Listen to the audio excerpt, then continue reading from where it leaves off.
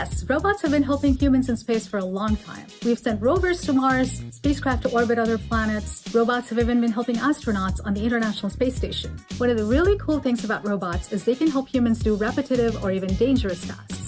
With Artemis, NASA is working to build a sustainable human presence on the moon, and robots will be an important part of that. They will help build new structures, perform inspections, gather data from previously unexplored areas, and perform science experiments to help us understand the environment.